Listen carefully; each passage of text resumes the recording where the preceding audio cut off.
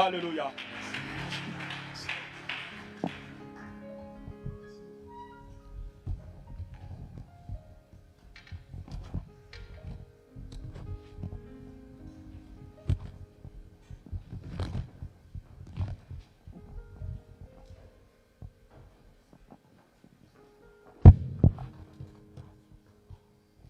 Je voudrais prier. Seigneur notre Dieu, merci.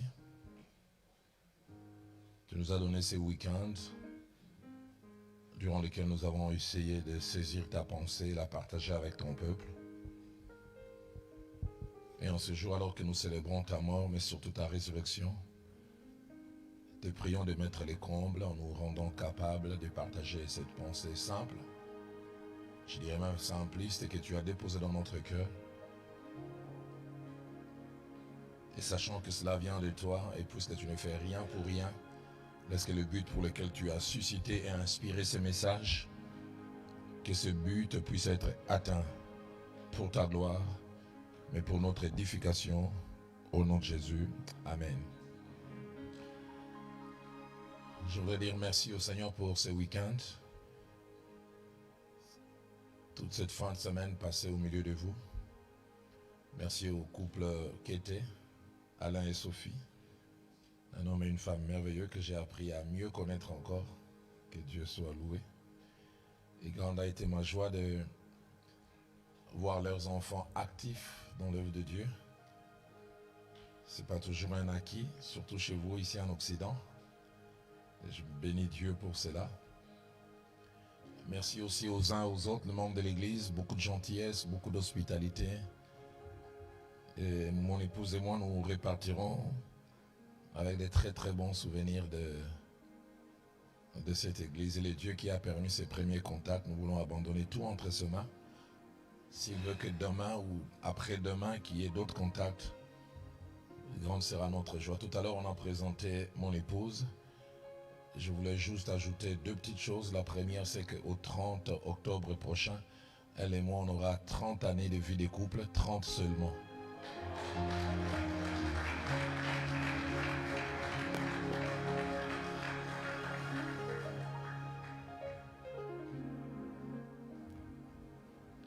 Et la deuxième des choses, je ne sais pas si tout le monde a connu cette facilité que j'ai eue. Elle n'aime pas que j'en parle, mais moi j'aime en parler. Je lui ai demandé la main un certain 12 mai 91 à 20h44. Je n'ai jamais oublié parce que c'est tellement important pour moi. Et une minute après, 20h45, elle m'a dit oui. Elle n'a pas traîné. Elle n'a pas fait comme certaines jeunes filles. Je vais prier. Je vais chercher la face de Dieu. Même des fois, même si elle ne prie pas. Et depuis lors, nous marchons ensemble. Amen. Alors, j'ai 3 textes tirés des Saintes Écritures que je voudrais lire avec vous en introduction. Le premier texte est Matthieu chapitre 26. Assez long texte, j'ai eu la difficulté de choisir une portion. Nous lisons en 4 temps, versets 14 à 16, 31 à 35, 57 à 58, et puis nous terminerons avec 69 à 75. Matthieu, chapitre 26, d'abord 16, 14, au 16e verset. Alors l'un des 12, appelé Judas Iscariote, alla vers les principaux sacrificateurs et dit: que voulez-vous me donner et je vous les livrerai. Et ils lui payèrent 30 pièces d'argent. Depuis ce moment, il cherchait une occasion favorable pour les livrer. 31 à 35. Alors Jésus leur dit: je serai pour vous tous cette nuit une occasion de chute, car il est écrit: je frapperai les bergers et les brebis du troupeau seront dispersées. Mais après que je serai ressuscité, je vous précéderai en Galilée. Pierre, prenant la parole, lui dit: même si tu étais pour tous une occasion de chute, tu ne le serais jamais pour moi. Jésus lui dit: je te le dis en vérité, cette nuit même, avant que les coqs chantent, tu me régneras 3 fois. Pierre lui répondit: même s'il me fallait mourir avec toi, je ne te renierai pas. Et tous les disciples dirent la même chose. Versets 57 à 58. Ceux qui avaient saisi Jésus l'amenèrent chez le souverain sacrificateur Caïphe, où les scribes et les anciens étaient assemblés. Pierre les suivait de loin. Soulignez bien cela. Pierre les suivait de loin jusqu'à la cour du souverain sacrificateur. Il entra et s'assit avec les serviteurs pour voir comment cela finirait. Et puis versets 69 à 75. Cependant, Pierre était assis dehors dans la cour. Une servante s'approcha de lui et dit, « Toi aussi tu étais avec Jésus les Galiléens. » Mais il les nia devant tous, disant, « Je ne sais ce que tu veux dire. » Comme il s'est dirigé vers la porte, une autre servante les vit et dit à tous ceux qui se trouvaient là, « Celui-ci était aussi avec Jésus de Nazareth. » Il les nia de nouveau avec serment, « Je ne connais pas cet homme. » Peu après, ceux qui étaient là s'étant approchés dirent à Pierre, « Certainement, tu es aussi de ces gens-là, car ton langage te fait reconnaître. » Alors il s'est mis à faire des imprécations et à jurer, « Je ne connais pas cet homme. » Aussitôt le coq chanta. Et Pierre se souvint de la parole que Jésus avait dite, « Avant que le coq chante, tu me renieras 3 fois. » Et étant sorti, il pleura amèrement. Nous lisons aussi Matthieu chapitre 27, du 1er au 5e verset. Dès que le matin fut venu, tous les principaux sacrificateurs, les anciens du peuple tinrent conseil contre Jésus pour le faire mourir. Après l'avoir lié, ils l'emmenèrent et le livrèrent à Ponce Pilate, les gouverneurs. Alors Judas, qui l'avait livré, voyant qu'il était condamné, fut pris de remords et rapporta les 30 pièces d'argent aux principaux sacrificateurs et aux anciens en disant, « J'ai péché en livrant les sangs innocents. » Ils répondirent, « Que nous importe, cela te regarde. » Judas jeta les pièces d'argent dans les temples, se retira et alla se pendre. Nous terminons avec l'évangile de Jean, au chapitre 19.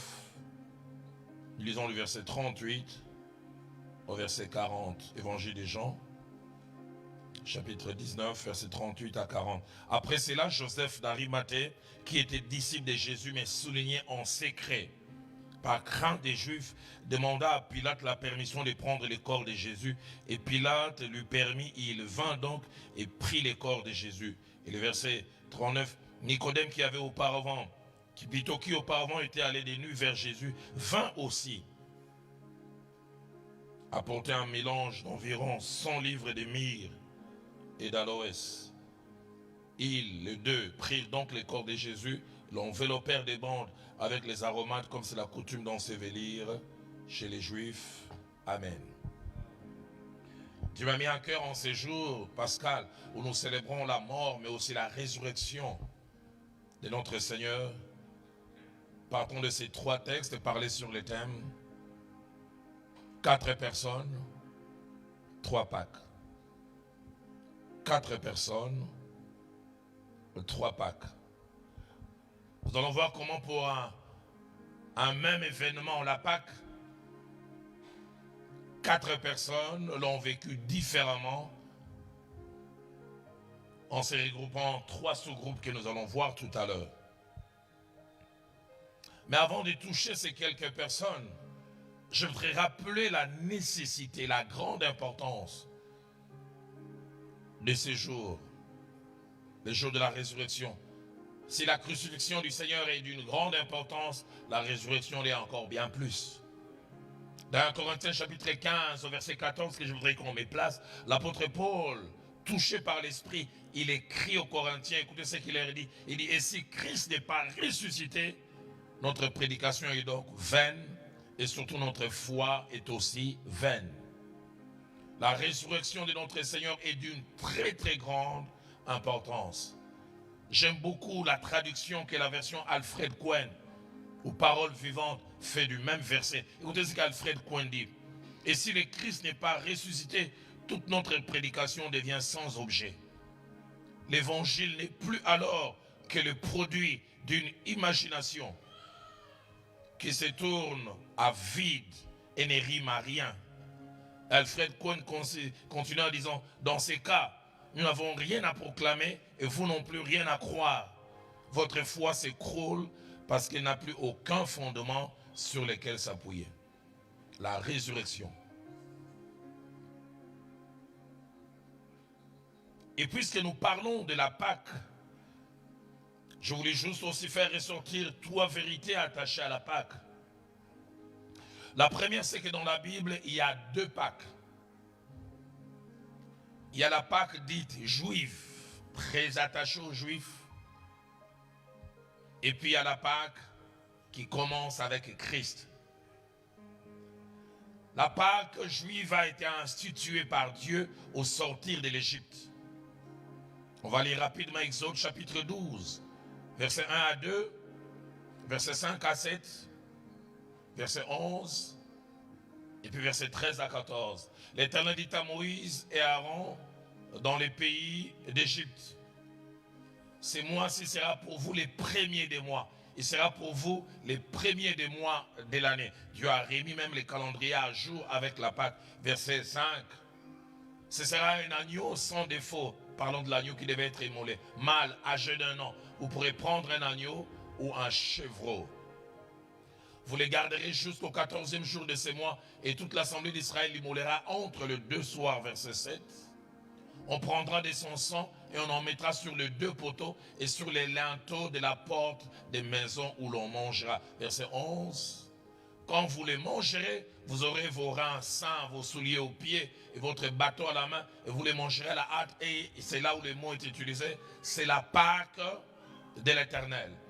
Verset 13. Le sang qui vous servira de signe sur les maisons où vous serez, je verrai le sang et je passerai par-dessus, et il n'y aura point de plaies qui vous détruisent quand je frapperai les pays d'Égypte. Parce que quand on aura tué cet agneau, on plante le sang au-dessus. Vous conserverez les souvenirs de ces jours. Et l'Éternel insiste, et vous les célébrerez par une fête en l'honneur de l'Éternel. Et il va plus loin. Vous les célébrerez comme une loi perpétuelle pour vos descendants. Ça ne s'arrêtera pas. Lévitique au chapitre 23, versets 1 à 2, et puis versets 4 à 5. On renchérit, on est dans la même direction. L'Éternel parla à Moïse et dit, 1 à 2, parle aux enfants d'Israël et dis-leur, lorsque quelqu'un d'entre vous fera une offrande à l'Éternel, il offrira du bétail, du gros et du menu bétail. Lévitique 23, 1 à 2, 23.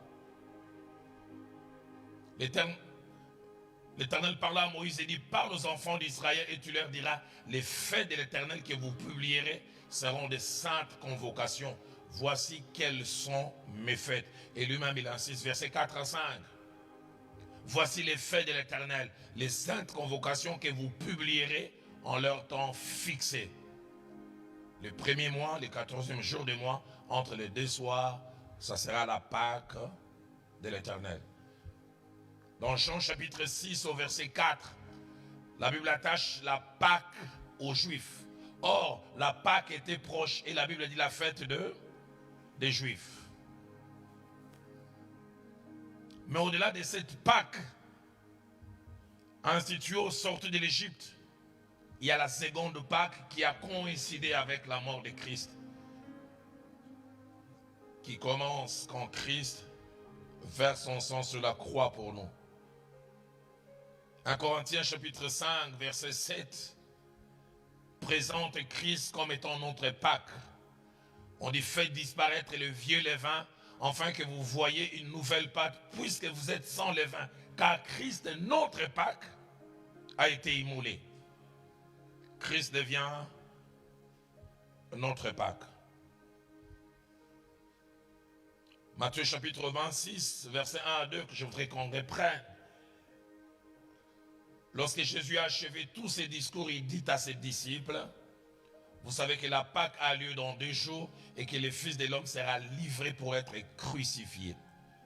Ce qui était l'ombre avant, au travers de l'agneau immolé, là maintenant c'est lui qui sera le vrai agneau immolé.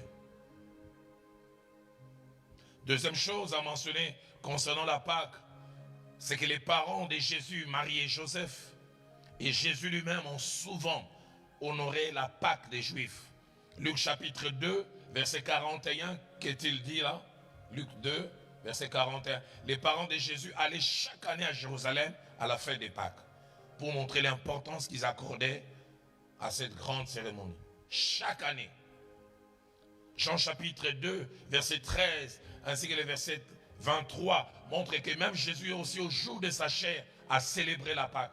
La Pâque des Juifs était proche et Jésus monta à Jérusalem parce qu'il connaissait la valeur de cette grande fête. Verset 23, pendant que Jésus était à Jérusalem à la fête des Pâques, il est allé pour célébrer cette fête. Et troisième et dernière chose que je voudrais mentionner, c'est que dans la pensée biblique, comme le dit souvent l'apôtre Paul, dans Colossiens 2, verset 17, la Pâque juive était l'ombre des choses à venir. Mais Jésus, quand il est venu, c'était la réalité.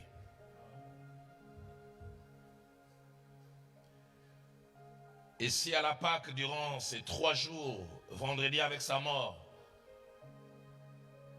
et l'on peut dire dimanche avec sa résurrection, plusieurs choses se sont passées, nous allons focaliser en ce jour sur 4 personnes, regroupées en 3 sous-groupes, qui ont eu à vivre la même expérience de la Pâque, mais avec des contenus différents. La première personne, c'est Pierre, disciple de Jésus-Christ, pour ne pas dire l'un de tout premiers. La Pâque de Pierre a été une Pâque accompagnée de 2 choses. Premièrement, par une forme de secousse, et deuxièmement, par une forme de fissure dans sa foi. Secousse et fissure dans sa foi. La Pâque de Pierre nous révèle 3 choses. Premièrement, la Pâque de Pierre nous révèle que dans notre marche avec Dieu, il est possible que nous puissions connaître des moments où notre foi est ébranlée. Deuxièmement, la Pâque de Pierre nous révèle que le monde spirituel peut nous combattre. Nous le verrons tout à l'heure. On voit Pierre secouer, il se met à régner les maîtres. Les gens se posent la question, mais comment cet homme qui a toujours été ferme et prêt à flancher? C'est que Pierre ne savait pas, Jésus le lui a révélé, parce qu'il lui a dit, le diable t'a réclamé pour te cribler comme du froment. Mais heureusement, Jésus a dit, j'ai prié pour toi. J'aimerais que nous sachions que le monde spirituel existe. Mais troisième chose que la Pâque de Pierre nous révèle, et nous le verrons tout à l'heure, c'est que la bonne volonté dans la marche chrétienne ne suffit pas.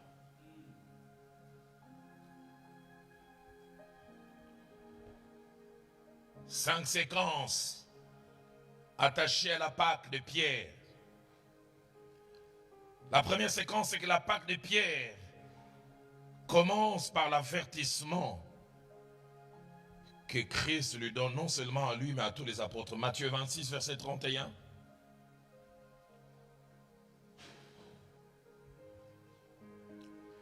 « 26, 31.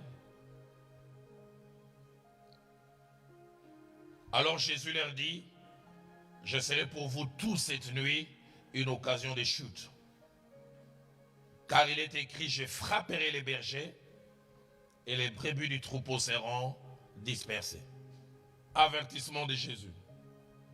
Vous m'aimez, vous êtes attachés à moi, mais les heures qui viennent sont sombres.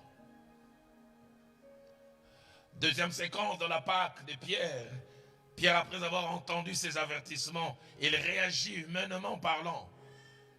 Pourquoi il croit en ses capacités?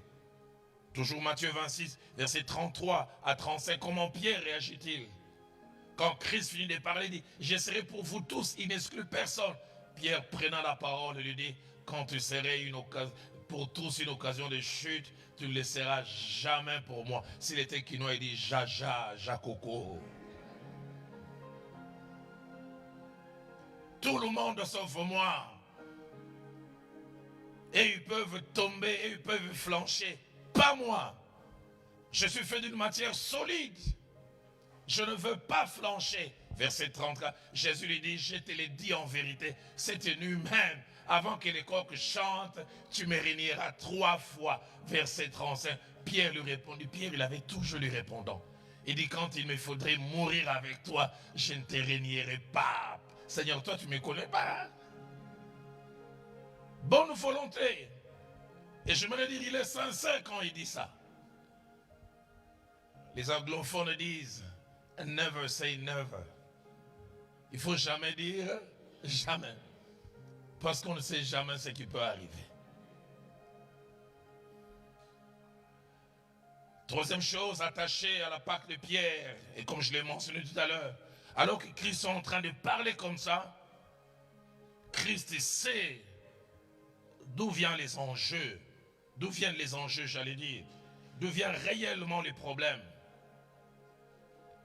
Placez-moi Luc 22, verset 31, Pierre est en train de se promener calmement, mais écoutez ce que Jésus lui dit. Luc, le Seigneur dit, Simon, Simon, Satan vous a réclamé pour vous cribler comme les fromeaux.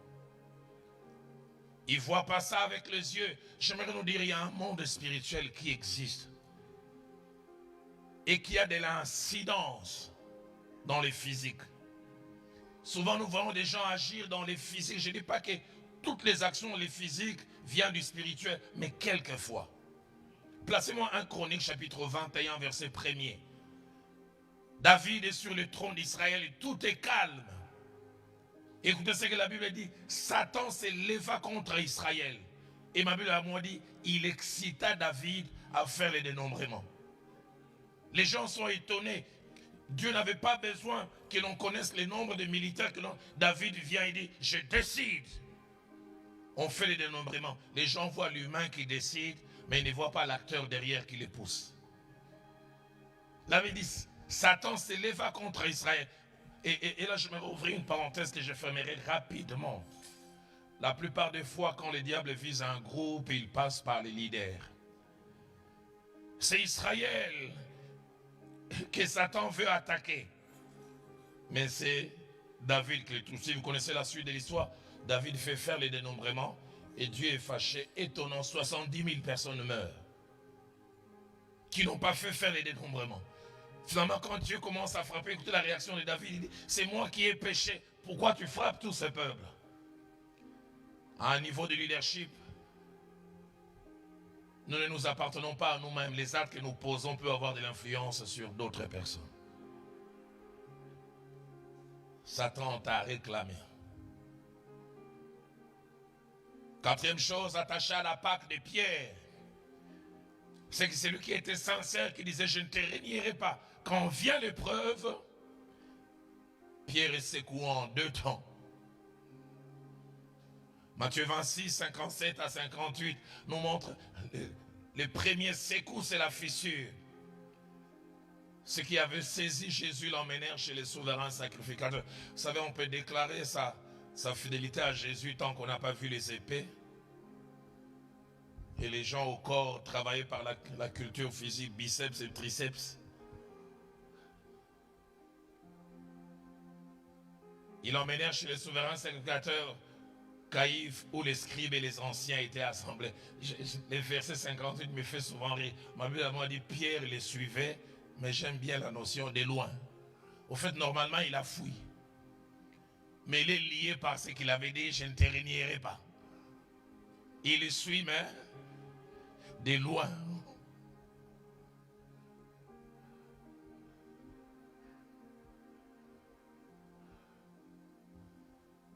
Et puis vient Matthieu 26, 69 à 74. Portion que j'ai difficile à lire. Cependant, Pierre était assis dehors dans la cour. Une servante s'approcha de lui et lui dit, toi aussi tu étais avec les Galiléens. Écoutez sa réponse. Mais il les nia devant tous. Je ne sais ce que tu veux dire. Celui qui nie, c'est celui qui avait dit, tu es le Christ, le Fils du Dieu vivant. À qui Jésus a dit, ce n'est ni la chair et ni les sangs qui t'ont révélé ces choses. Celui qui nie, il a participé à la transfiguration. Il a vu Jésus dans sa gloire. Celui qui nie, il a assisté au miracle de lépreux purifié, de la tempête apaisée. Mais il dit, je ne sais ce que tu veux dire. Allons-y, le verset suivant. Comme il s'est dirigé vers la porte, une autre servante les vit et dit à ceux qui se trouvaient là, celui-ci était aussi avec Jésus de Nazareth. Verset 72, il les nia. J'imagine Pierre dit, mais j'ai pas de la chance aujourd'hui. Pourquoi vous me pourchassez comme ça? Mais il avait dit, il les nia avec serment.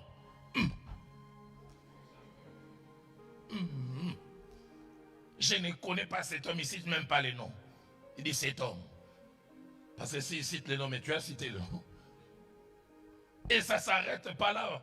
Peu après, ceux qui étaient là s'étant approchés dirent à Pierre, certainement, tu es aussi de ces gens-là, car ton langage te fait reconnaître.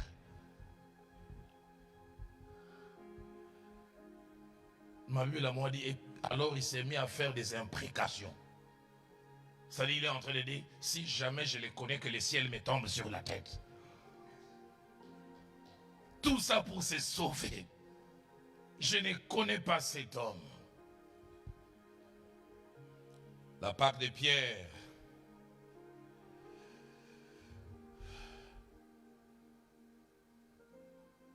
nous enseigne que tout peut arriver.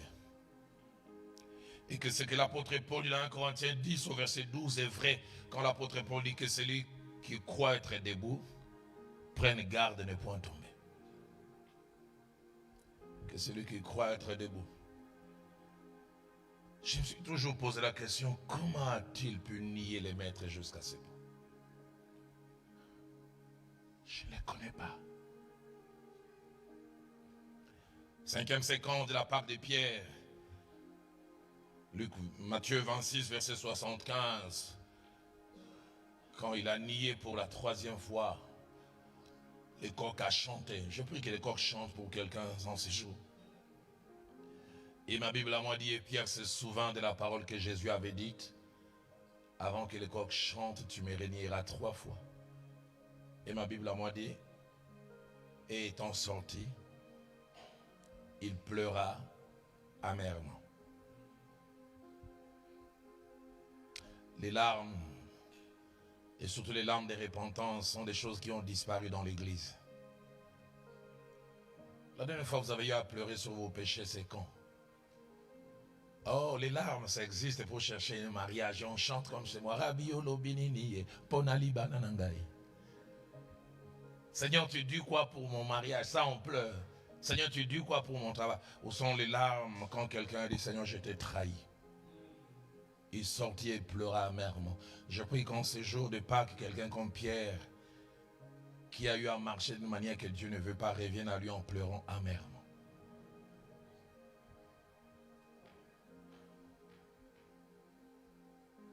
Il est secoué dans son fort intérieur. J'ai trahi celui à qui j'ai juré fidélité. J'ai dit que je ne les connais pas. Seigneur, je prie qu'en ces jours de Pâques, que quelqu'un qui comme Pierre est en train de te régner revienne à la maison. Et revienne totalement.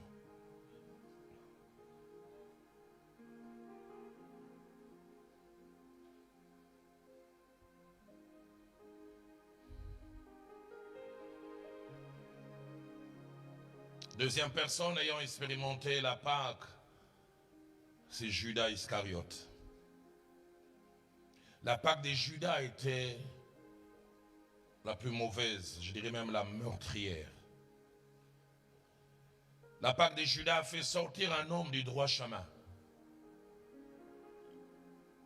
La Pâque de Judas a dévié quelqu'un, appelant à une trajectoire meilleure, et l'a amené vers les gâchis.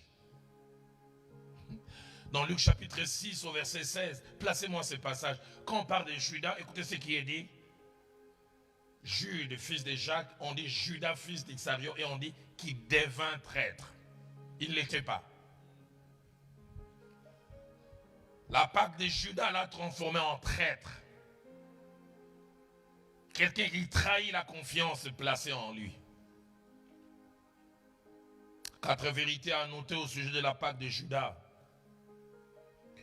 Premièrement, la Pâque de Judas nous enseigne qu'il ne faut jamais jouer avec le péché. Et qu'il ne faut jamais donner accès au diable. Mon pasteur qui est auprès du Seigneur de feu, Jacques-André Vernon, disait, le péché est une réalité ingérable. Avec le péché, on ne sait jamais dire, j'irai de là, jusque là et je vais m'arrêter.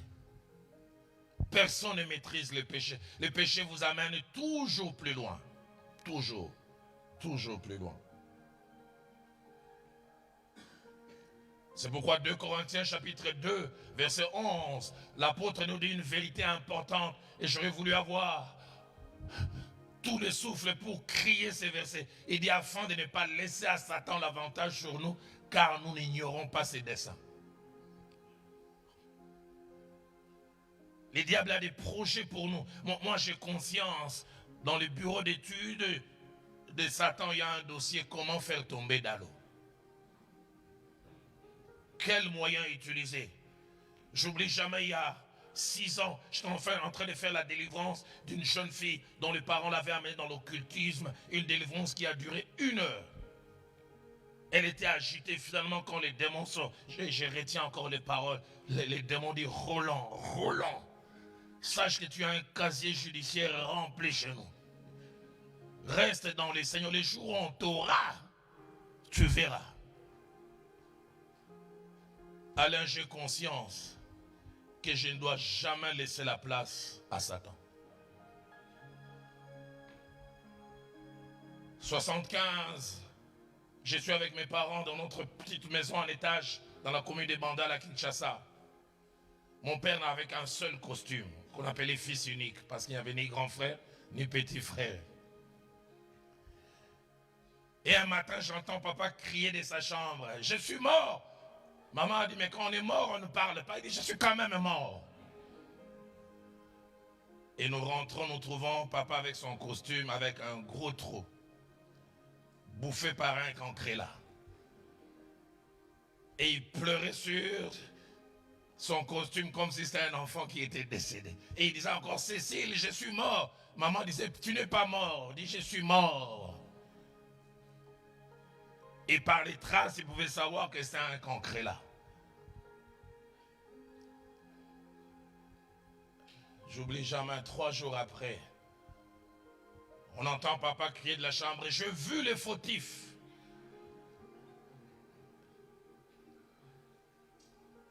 Et nous rentrons, ce n'est pas un petit cancréla, c'était un gros. Je pensais que papa allait prendre une babouche pour s'occuper de lui. Étonnant, papa y a demandé à maman, maman, Cécile, oui, mon arme calibre 12. Calibre 12 pour s'occuper d'un cancréla. Pourquoi? À cause des dégâts causés. Mon seul costume est parti. J'aurais pu utiliser une babouche et régler son compte. Et cette histoire me reste toujours. Alain, toi et moi, on a tellement fait des dégâts dans les cas de l'ennemi. Les jours où il nous a, qu'il ne nous ait pas, mais s'il peut nous avoir, il ne va pas utiliser une babouche, il va utiliser une calibre 12. C'est pourquoi nous ne lui donnons jamais accès. Jamais accès.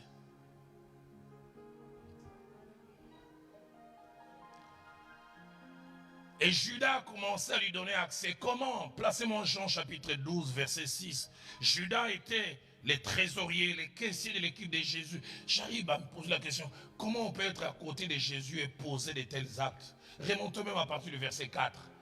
Il y a un échange, une femme vient d'offrir un parfum de grand prix. Et écoutez, c'est que la réaction, un de ses disciples, Judas Iscariote, fils de Simon, celui qui devait les livrer, dit, pourquoi n'a-t-on pas vendu ces parfums 300 deniers pour le donner aux pauvres? Il est comme déçu. Pourquoi cette femme offre? On dit que ces parfums pouvaient coûter aux alentours de 6 000 €.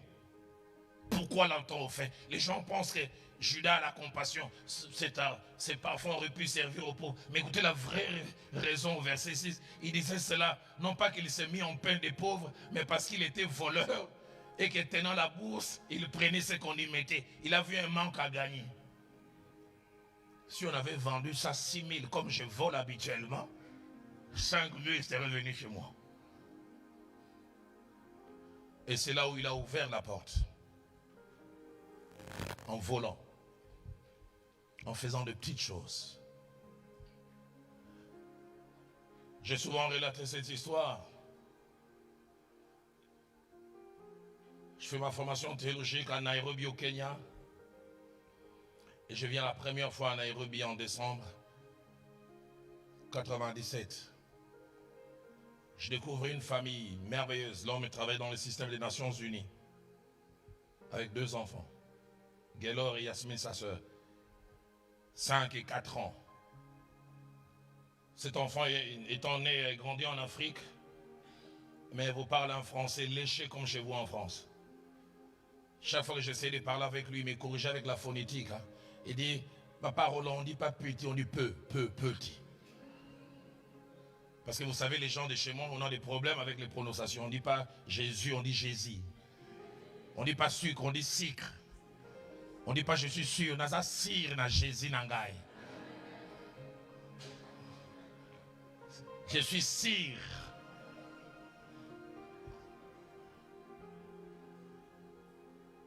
Mais je reviens une année après, sa mère décède. Et 9 mois après le décès de sa maman, c'est son père qui décède. De quoi? De sida.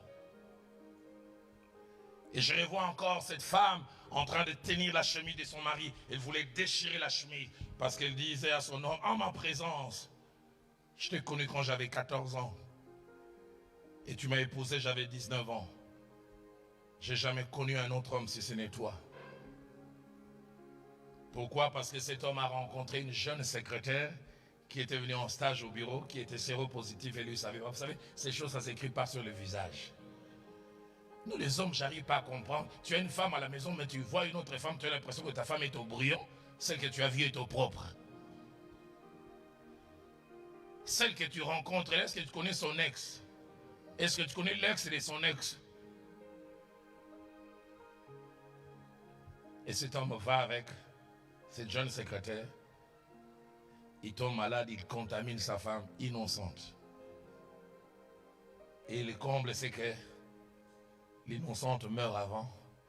Je revois la scène, la femme en train de déchirer la chemise de son mari, dit, je n'ai jamais connu un autre homme et je meurs à cause de toi. Et je ne verrai pas mes enfants grandir parce que tu n'as pas su le maîtriser. L'année d'après, quelques mois après, les maris meurent. En 2006, je retourne à Goma. Ceux qui connaissent la ville de Goma, j'arrive à un rond-point. Plein d'enfants de la rue. Là-bas, à Goma, on les appelle les maïbobo. Je vois un grand garçon qui vient, sale, mais qui a un français léché. Il me dit, tonton Roland, est-ce que tu me reconnais? Je regarde, il dit, non. Il dit, c'est Gaylor. Devenu enfant de la rue. J'ai demandé Yasmine, Yasmine est morte.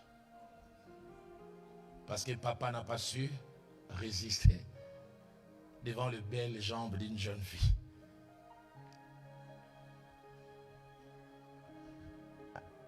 Ces jours-là, je suis rentré chez moi, j'ai dit, j'aime tellement mes enfants, j'ai 4 filles. J'ai dit, Seigneur, je ne dilapiderai jamais l'avenir de mes enfants pour la beauté d'une jeune fille.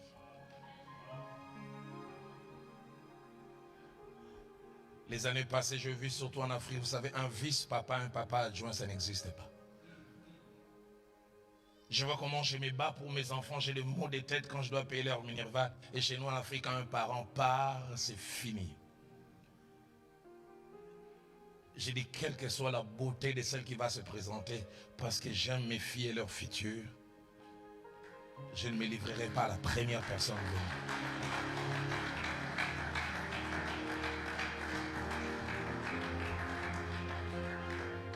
La Pâque de Judas nous enseigne qu'il ne faut jamais jouer avec le péché. Deuxième chose que la Pâque de Judas nous révèle, elle nous révèle que le diable est une force réelle et peut nous pousser à faire des choses inimaginables. Inimaginables. Judas avait ouvert la porte avec sa faiblesse du vol. Mais écoutez ce que Luc 22, verset 3 à 5 dit. Luc 22, verset 3 à 5. Le diable n'entre que là où il a trouvé une berge. Il avait dit, or Satan entra dans Judas, surnommé Iscariote, qui était du nombre des 12. Et Judas alla s'attendre avec les principaux sacrificateurs. Ils sont étonnés. Ils voient quelqu'un qui fait partie du précaré de Jésus venir leur proposer, est-ce que vous avez quelque chose à me donner pour que je vous les livre? Ils ne comprennent pas. Ils voient un humain, mais ils ne savent pas qu'il y a un esprit entré en lui.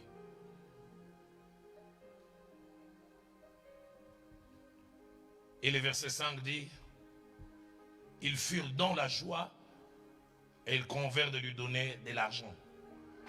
Le verset suivant dit, dès cet instant, Judas commença à chercher l'occasion de leur livrer Jésus. Troisième chose que la Pâque de Judas nous enseigne, c'est que dans la vie, il ne faut jamais avoir une sagesse tardive.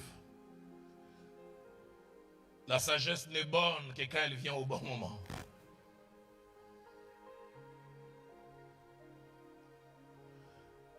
J'ai connu une scène, pasteur Alain, je prêchais chez nous à l'est du pays, à Goma. En 98, je prêchais sur comment gérer les saisons de visitation. Je parlais des saisons de visitation comme des périodes où Dieu vous élève, vous ouvre des portes, il vous donne le maximum. Et je fais le parallélisme avec l'Égypte, avec les 7 années de vaches grasses et les 7 années de vaches maigres. J'ai montré comment la sagesse de Joseph a montré que la façon de vivre durant la période des vaches maigres dépend de comment on gère la période des vaches grasses. Parce qu'il a dit au pharaon, quand tu verras toutes ces grandes récoltes, fais des dépôts, des approvisionnements. Parce que la sécheresse et la famine qui viendront en préférant disparaître toutes les traces de l'abondance. Et je montrais la nécessité d'avoir ce que la Bible appelle l'intelligence des temps. Alain, j'ai vécu une scène étrange. Je prêchais comme ça, quelqu'un est sorti des rangs. Le protocole voulait l'arrêter, il les a empoignés et il est venu, il m'a tenu. J'ai réentendu encore savoir, où étais-tu pour prêcher ça il y a 5 ans? Où étais-tu pour prêcher ça il y a 5 ans? Il me dit, si tu avais prêché ça il y a 5 ans, j'aurais mieux géré mon hier et mon aujourd'hui serait différent. La Pâque de Judas l'a amené à avoir une sagesse tardive, un sursaut, mais un sursaut tardif. Replacez-moi Matthieu 27, versets 1 à 5. Satan est entré en lui et il a voulu l'argent, l'argent, l'argent. Qu'est-ce que vous allez me donner? Et puis, étrange, quelque chose se passe. Dès que le matin fut venu, tous les principaux sacrificateurs, les anciens du peuple, terrent conseil contre Jésus pour le faire mourir. Ils délibèrent, Jésus doit mourir. Étrange. Après l'avoir lié, ils emmenèrent et le livrèrent à Ponce Pilate, les gouverneurs. Écoutez la suite. Alors Judas qui l'avait livré, voyant qu'il était condamné, s'est repenti. Celui qui voulait l'argent, l'argent, l'argent. Subitement, il a comme un sursaut. Et il rapporta les 30 pièces d'argent au principal. Ah bon? Tu n'as plus besoin d'argent? Mais écoutez le verset 4. En disant, j'ai péché en livrant les sangs innocents.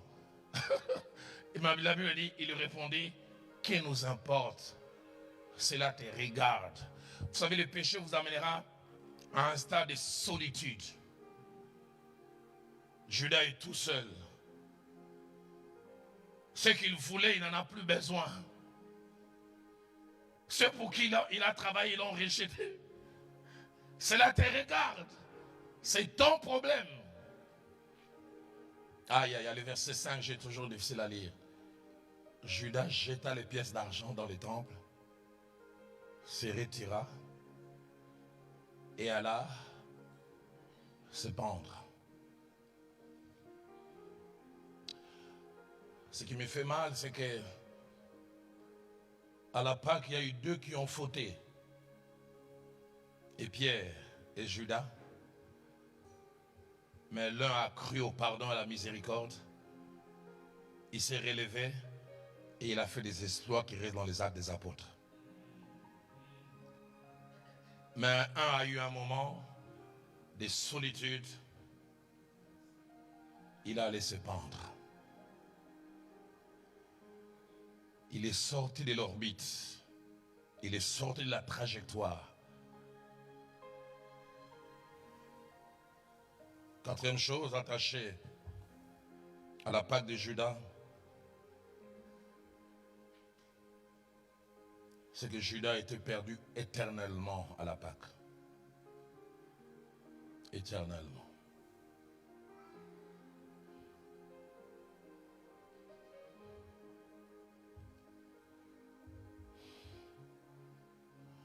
Avant que je n'aille plus loin, je le sens dans mon cœur.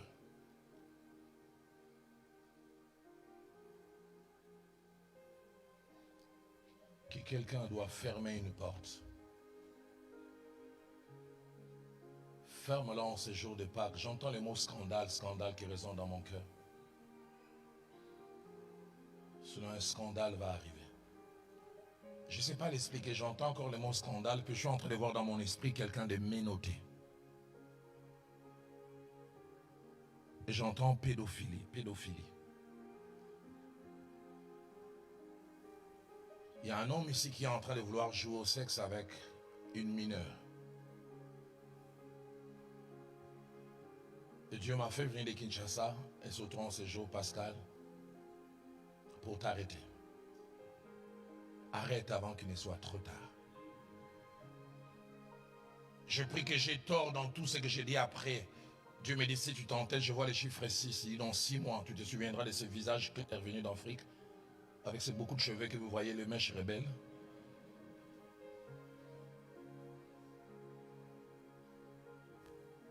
Proverbe 14, verset 9 dit une vérité que Dieu me dépose dans le cœur pour cet homme. Proverbe 14, 9, il dit, les insensés se font un jeu du péché. Ils s'amusent avec le péché. Et Nombre, au chapitre 6, au chapitre 32 plutôt, Nombre 32, verset 23, le Seigneur dit à quelqu'un, ton péché t'atteindra. Ton péché t'atteindra. Mais si vous ne faites pas et si vous péchez contre l'Éternel, sachez que votre péché vous atteindra. Et la Bible dit dans Romains, au chapitre 6, verset 23, que le salaire du péché, c'est la mort. Troisième, et je termine par là en ce jour, ils sont à deux qui ont expérimenté aussi une Pâque. Et si les deux premières personnes n'ont pas connu une Pâque à encourager, je voudrais encourager quelqu'un à vivre la Pâque des deux dernières personnes. C'est la Pâque de Nicodème et la Pâque de Joseph d'Arimathée. Deux choses à dire concernant Nicodème et Joseph d'Arimathée. La première, c'est que les deux évoluaient dans des sphères différentes. Nicodème, d'après Jean chapitre 3, verset 1 et verset 10, il est présenté à la fois comme étant un chef des Juifs, placez-moi cela, mais il y a eu un homme d'entre les pharisiens nommé Nicodème, un des chefs des Juifs. C'est comme ça qu'il est présenté. Mais au verset 10, Jésus le présente encore mieux. Jésus lui répondit, tu es le docteur d'Israël, enseignant de la parole de Dieu. Mais par contre, Joseph d'Arimathée est présenté sous deux casquettes. Matthieu chapitre 27, verset 57, parle de lui comme étant d'un homme riche. Matthieu 27, 57, un homme riche. Simplement. Les soirs étant venus, arriva un homme riche d'Arimathée, nommé Joseph, lequel était aussi un disciple de Jésus. Mais Marc chapitre 15, verset 43, parle de lui comme un conseiller de distinction. Marc chapitre 15, verset 43. Arriva Joseph d'Arimathée, conseiller de distinction. L'un était un chef, docteur de la loi. Mais deuxième chose que les deux ont en commun, c'est que les deux avaient un problème avec leur foi. Dû à deux choses, à leur position et à la peur des Juifs. Jean chapitre 19, verset 38 que nous avons lu, parle de Joseph d'Arimathée en disant quoi? Après cela, Joseph d'Arimathée, écoutez ce que la Bible dit, qui était disciple de Jésus, mais en... Est-ce que vous pouvez le dire, mais en... Il avait été touché par la parole, touché par la foi, mais en secret. Il n'affichait pas son appartenance à Christ. Nicodème aussi avait quasiment le même problème. Jean chapitre 3, verset 1 à 2. Écoutez ce que ça nous dit de Nicodème. Mais il y a eu un homme d'entre les pharisiens nommé Nicodème, un des chefs des Juifs. Écoutez ce que le verset 2 dit. Qui vint auprès de Jésus des nuits. Il ne voulait pas venir la journée par cause de sa réputation. Secrètement. Et Joseph d'Arimathée et Nicodème, disciple en secret. Y a-t-il un disciple en secret ici? qui n'a pas le courage d'afficher sa foi devant ses ennemis. Je me souviens quand je me suis converti, j'ai eu un moment de timidité au départ, mais j'avais 2 amis et ils voulaient afficher leur foi, ils se promenaient avec la grosse Bible de Jérusalem. Tout le monde devait savoir qu'ils sont convertis. Moi, je prenais toujours le petit Nouveau Testament bleu que j'ai caché en poche. Quand les amis me demandaient, tu vas ou non, je vais quelque part. J'arrivais au lieu où il y avait la cellule, je me tenais devant et je regardais si les amis n'étaient pas là, surtout pas les jeunes filles à qui je faisais la cour et puis subitement j'entrais. Disciple en secret. Dis-moi poser la question à votre voisin. Vous êtes un disciple en public ou en secret?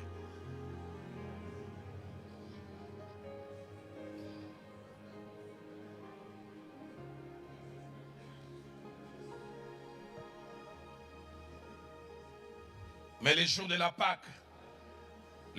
Pâque, et ça j'aime, et Joseph d'Arimathée et Nicodème ont dit non, nous n'allons plus nous cacher. Nous allons afficher notre appartenance à lui.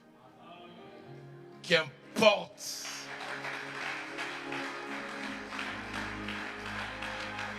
ce que cela va nous coûter. Et j'aimerais nous dire, ce n'était pas facile. Placez-moi Jean chapitre 9, verset 22, qui montre ce qui existait à l'époque en Israël.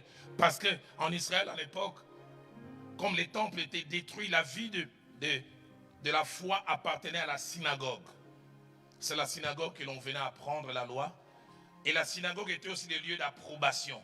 Celui qu'on excluait de la synagogue était comme un paria.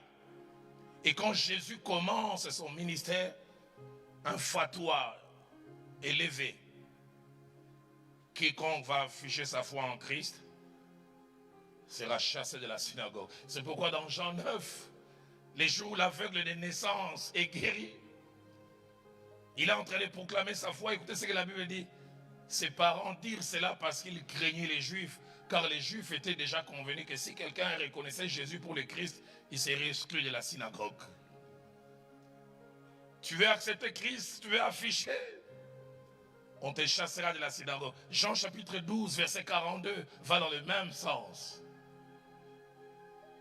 Cependant, même parmi les chefs, plusieurs crurent en lui, en Jésus, mais à cause des pharisiens, ils n'en faisaient pas l'aveu dans la crainte d'être exclus de la synagogue. Alors on comprend pourquoi Joseph d'Arimathée était un disciple en secret.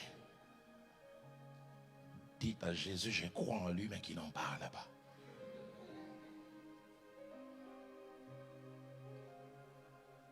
Je vois Nicodème, le jour où il venait voir Jésus, c'est sûr, il s'est déguisé. Il a porté des postiches. La nuit. En catimini. Et si l'affichage de la foi de Joseph d'Arimathée est venu subitement, Nicodème, ça a été progressif. On sait voir comment il avance, mais il manquait, permettez-moi les termes, les culots. Placez-moi en Jean chapitre 7, verset 47 à 52. On voit Nicodème dans les Sanhédrins devenir l'avocat de Jésus, mais sans l'assumer. On a envoyé des huissiers pour arrêter Jésus. Ces huissiers n'arrêtent pas Jésus quand il rentre. Écoutez leur témoignage. Jamais homme n'a parlé comme cet homme.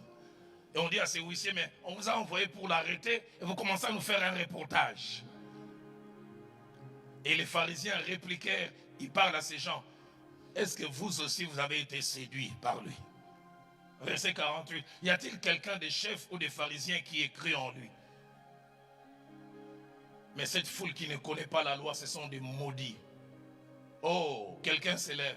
Nicodème qui était venu de nuit vers Jésus et qui était l'un d'entre eux leur dit, écoutez, notre loi condamne-t-elle un homme avant qu'on l'entende et qu'on sache ce qu'il a fait? Il devient l'avocat mais sans assumer. Ils lui répliquèrent, es-tu aussi galiléen? Examine et tu verras que de la Galilée ne sont au point des prophètes. Ce jour-là, Nicodème voulait lâcher et puis il a dit, s'il était de chez moi, il a dit, Mbadi. Seigneur, ça va me provoquer des problèmes. Mais j'aime Jean 19 que nous avons lu au départ. Merveilleux moment. Et je prie que ce soit le partage de quelqu'un. Replacez-moi Jean 19, 38 à 40. Jésus est pendu au bois. Il atteint le summum de sa honte. Le summum de son humiliation. C'est ce jour-là que Nicodème et Joseph d'Arimathée disent trop, c'est trop. Nous n'allons plus nous cacher. Nous allons assumer. Après cela, Joseph d'Arimathée, qui était disciple de Jésus en secret, par crainte des Juifs, demanda la permission de prendre le corps de Jésus. Joseph, c'est toi, oui. Je vais l'enterrer. Toi, je ne veux plus me cacher. Je veux que l'on sache que je lui appartiens. Et j'aime le verset 39. Écoutez ce que la Bible dit. Nicodème, qui auparavant était allé des nuits vers Jésus, écoutez ce que la Bible dit, vint aussi. C'est-à-dire, ils étaient les deux. Le duo de disciples en secret disent, nous n'allons plus nous cacher. Il vint aussi apportant un mélange d'environ 100 livres de myrrhe et d'aloès, verset 40. Il prit donc le corps de Jésus, les deux. En ce jour de Pâques, j'ai pris que quelqu'un comme Nicodème et Joseph d'Arimathée disent, je ne veux plus me cacher. Que mes amis sachent que j'appartiens à Christ. Parce que je crois en cette parole de Marc chapitre 8, verset 38. Écoutez ce que Marc 8, 38 dit. Et c'est Jésus qui parle. Car quiconque aura honte de moi et de mes paroles au milieu de cette génération adultère et pécheresse, le Fils de l'homme aura aussi honte de lui quand il viendra dans la gloire de son Père avec les saints anges. Je prie qu'en ce jour pascal,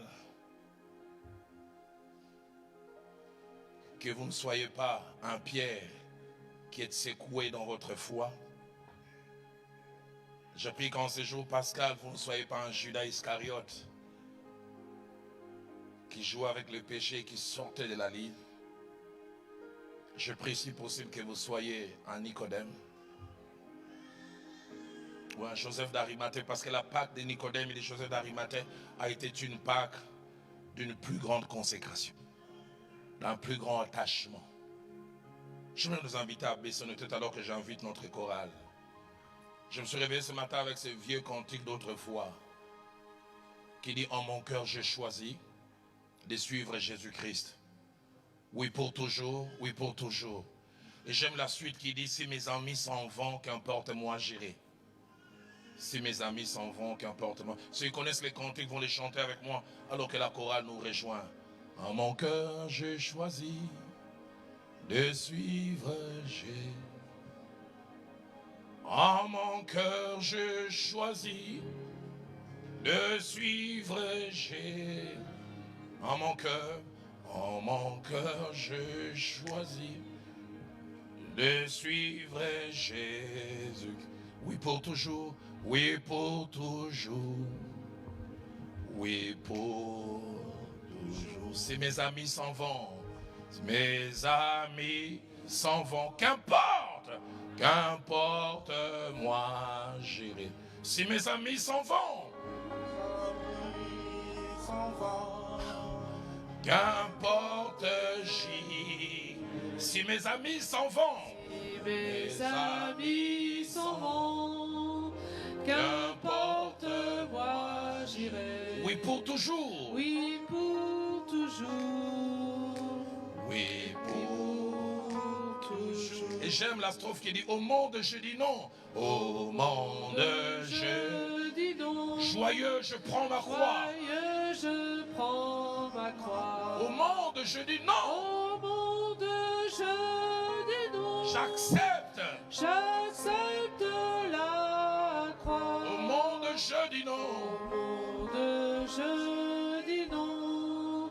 Joyeux je prends ma croix. oui pour toujours, oui pour toujours. oui pour. Est-ce qu'on peut le rechanter encore? Si mes amis s'en vont, si mes amis s'en vont, qu'importe, qu'importe moi j'irai. Si mes amis s'en vont, si mes amis s'en vont, qu'importe j'irai. amis s'en vont. Si mes amis s'en vont, qu'importe moi j'irai. Oui, pour toujours. Oui, pour toujours. Oui, pour Est-ce qu'on peut s'élever tous? Est-ce qu'on peut s'élever tous? Il y a cet autre cantique, d'autres fois qui montent dans mon cœur, on va essayer de les chanter, puis je lancerai ce double appel. Jusqu'au bout, je veux te suivre dans les bons, les mauvais jours. À toi pour mourir et vivre. Je ne te rénierai pas même si je dois mourir. À toi Jésus pour. Est-ce qu'on peut le chanter encore jusqu'au bout? Jusqu'au bout, je veux te suivre dans les bons, les mauvais jours. À toi pour mourir et vivre. À toi Jésus. Nous allons les chanter une dernière fois jusqu'au bout, jusqu'au bout. Jusqu'au bout, je veux te suivre dans les bons, les mauvais jours. À toi pour mourir et vivre. À toi Jésus pour toujours. Alors que j'invite le pasteur Alain à venir prier tout à l'heure, chacun de lancer un appel attaché à la première et la seconde catégorie des personnes. En ce jour pascal, il y a un Pierre, il y a un Judas, au masculin comme au féminin ici. En ce jour pascal, et à lui de cette parole, tu reconnais que comme Pierre, tu es secoué dans ta foi. Ta foi n'est plus aussi ferme qu'elle était avant. Tu as commencé à suivre Christ de loin. Et peut-être même tu as commencé à les renier. Et tu vas en ces jours, Pascal, revenir à lui. Tu es peut-être un Judas Iscariote. Les faiblesses que tu avais laissées autrefois ont commencé à reprendre place. Loin peut-être des regards des gens, mais c'est en train de te ronger. Et ce matin, quand j'ai prié, Dieu me montrait en esprit comme un arbre, un gros arbre, en train d'être rongé à l'intérieur par des termites. Et puis il y a un vent, ça tombe. Les gens sont étonnés. Comment ces gros baobabs tombent? Les gens ne voyaient pas qu'au-dedans, il était en train d'être rongé. Tout à l'heure, quand nous rechanterons ces merveilleux cantiques qu'on avait chanté vendredi, attirez-moi à toi. Vous qui voulez répondre à ces premiers, à ces deuxièmes appels, Dieu m'a dit, ne restez pas là où vous êtes, venez ici devant, à ma gauche. Vous qui voulez dire, en ce jour, Pascal, comme Pierre, je commence à suivre de loin. Comme Pierre, je commence à poser des actes contradictoires à ma profession et ma confession de foi. Mais comme Pierre, ce matin, je voudrais pleurer amèrement parce que le coq a chanté. Et le coq a chanté au travers de l'enseignement. Mais il y a aussi ce matin quelqu'un comme Judas Iscariote, loin des regards des gens. Mon pasteur disait quand Judas volait, Jésus voyait et ne disait rien. Et mon pasteur disait toujours, le silence de Jésus n'est pas l'approbation. C'est pas parce qu'il ne dit rien, qu'il n'a rien vu et qu'il approuve.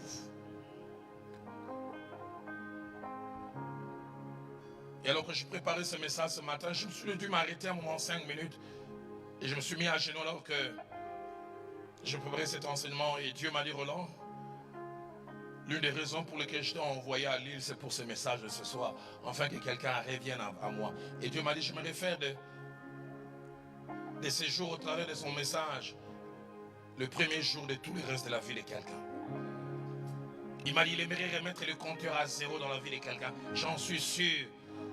Dans une année, dans quelques mois et même dans l'éternité, quelqu'un se souviendra de ce dimanche pascal. En disant, heureusement j'étais allé, heureusement j'avais réagi. Et même alors que je parle, ton cœur bat la chamade. Ce n'est pas à cause de moi, c'est l'Esprit de Dieu qui te touche.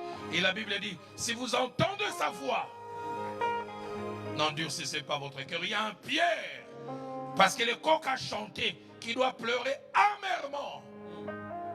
La Bible ne dit-elle pas, déchirez vos cœurs et non vos vêtements. Le deuxième appel que j'aimerais lancer pour les Nicodème et les Joseph d'Arimathée, eux viendront à ma droite. Tu es engagé à Christ une fois timide. Tu n'oses pas dans certains milieux afficher, imposer ta chrétienté. Et à lui de cette parole aujourd'hui, tu dis, je ne veux plus être un disciple en secret. Je veux partout que l'on sache que je lui appartiens. Le premier groupe, ils passeront à ma gauche. Le deuxième à ma droite. Quand je préparais ce message ce matin, Dieu m'a dit, Roland, quand tu laisseras ce message, je n'insiste pas. C'est lui ou celle qui va obéir, gloire au Seigneur. C'est lui ou celle qui aura honte, peur, ou qui pour toutes sortes de raisons ne va pas venir. En ce jour-là, dans la gloire, tu diras, Seigneur, je fais ma part ces jours-là à Lille. J'ai utilisé tous les moyens qu'il faut pour que sa vie change, mais c'est lui ou c'est elle qui a décidé. Alors que les cantiques jouent, ceux et celles qui veulent répondre au premier appel viennent ici à ma gauche. Ceux et celles qui veulent répondre au second appel, afin de ne plus se cacher, viennent à ma droite. Attirez-moi à toi. Pasteur Alain avance. Attire-moi à toi. Ne me laisse pas. Ne me laisse pas. Je veux tout abandonner. Je veux tout